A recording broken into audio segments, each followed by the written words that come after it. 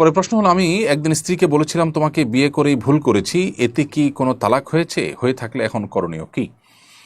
প্রিয় দর্শক, স্ত্রীকে যদি কেউ বলেন যে তোমাকে বিয়ে করে ভুল করেছি, তাহলে সেটা তালাক হিসেবে বিবেচিত হবে না, এটা কোনো প্রকার তালাকের মধ্যে পড়বে না।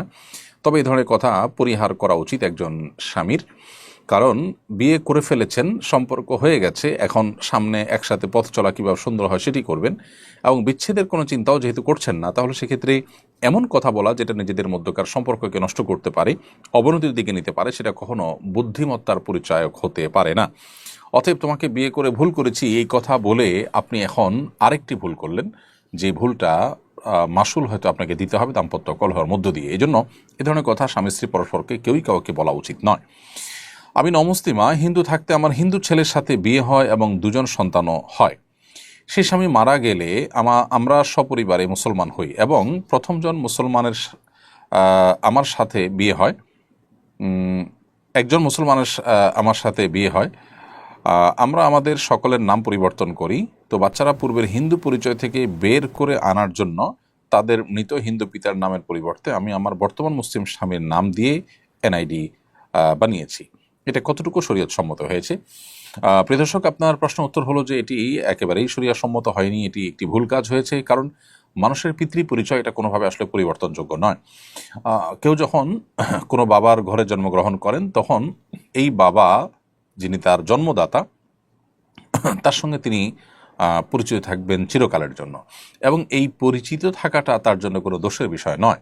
কারণ বাবা হিন্দু হলে, অন্য ধর্মাবলম্বী হলে, তিনি নিজে যদি মুসলিম হন, তাহলে কারোর পাপের বোঝা কেউ বহন করে না। অর্থাৎ বাবার হিন্দু হওয়ার বিষয়ে তার আল্লাহর কাছে না কোনো জবাবদিহিতা আছে, না এখানে তার কোনো লজ্জার কোনো বিষয় আছে, বা এখানে তার দায়ের কোনো বিষয় আছে। এই জন্য এই বিষয়টি করা উচিত না। আল্লাহ সুবহানাহু ওয়া তাআলা কোরআনে কারিমে বলেছেন, উদউহুম লিআবাইহিম ওয়া আকসাতু ইনদাল্লাহ, সন্তানদেরকে তাদের বাবার নামে ডাকবে, এবং এটা আল্লাহর কাছে অধিকতর ইনসাফপূর্ণ। এই জন্য সন্তানদেরকে বাবার সাথে সম্বন্ধ করে ডাকতে হবে, অন্য কারোর সাথে নয়। অতএব এই কাজটি আপনার ভুল হয়েছে, এটা কারেকশন করবার সুযোগ থাকলে কারেকশন করবেন, আর না হলে আল্লাহর কাছে তওবা এবং ইস্তিগফার করবেন। এটি ভুল কাজ, কারণ মানুষের পিতৃ পরিচয়কে পরিবর্তন করার শামিল বিষয়টি। বহু সাহাবা একরাম ছিলেন যাদের বাবা মারা কাফের ছিলেন, অমুসলিম ছিলেন, মুশরিক ছিলেন, কিন্তু তারা তাদের সেই কাফের পিতার পরিচয় তারা পরিচিত ছিলেন, অমুকের ছেলে অমুক হিসাবেই তাদেরকে বলা হতো। এরপরে প্রশ্ন হলো, দাওরায়ে হাদিসে সনদপ্রাপ্তদেরকে ধর্মীয় শিক্ষক হিসাবে নিয়োগ দিতে প্রাথমিক ও গণশিক্ষা উপদেষ্টাকে ডিও লেটার দিয়েছেন ধর্ম উপদেষ্টা ডক্টর আফম খালেদ হোসেন। এটা কতটুকু ফলপ্রসূ হবে বলে আপনি মনে করেন? ডিও লেটার সম্পর্কে আমি যতটুকু জানি যে সাধারণত এটা উপদেষ্টা বা উচ্চপদস্থ কর্মকর্তারা নীতিগত মতামত এবং সুপারিশ হিসাবে দিয়ে থাকেন, এটা অন্যরা মানতে সেভাবে বাধ্য থাকেন না। তারপরও তিনি এইটুকু দিয়েছেন, সেটার জন্য অবশ্যই তিনি প্রশংসা পেতে পারেন, যদিও তার কাছে প্রত্যাশা এর চাইতে অনেক বেশি।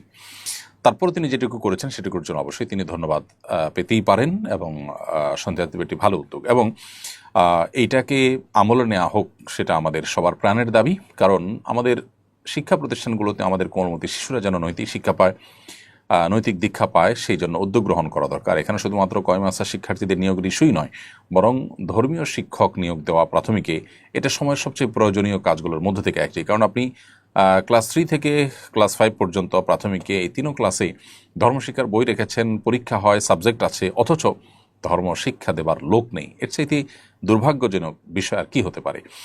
এবং ধর্মীয় শিক্ষক না থাকার ফলশ্রুতিতে নীতিনৈতিকতার চর্চা কম হওয়ার বা না হওয়ার ফলশ্রুতিতে সন্তানদের মধ্যে, বিশেষ করে শিশুদের মধ্যে, আমাদের শিক্ষার্থীদের মধ্যে যে আপনার নেতিবাচক প্রবণতা আমরা দেখতে পাচ্ছি, কিশোর গ্যাং সহ নানাবিধ অপরাধ প্রবণতা শিশুদের মধ্যে পর্যন্ত আজকাল দেখা যাচ্ছে, এটা দূর করবার উদ্যোগ হিসাবে হলেও আমাদের ধর্মীয় শিক্ষক নিয়োগ দেওয়ার এই উদ্যোগে অগ্রসর হওয়া দরকার।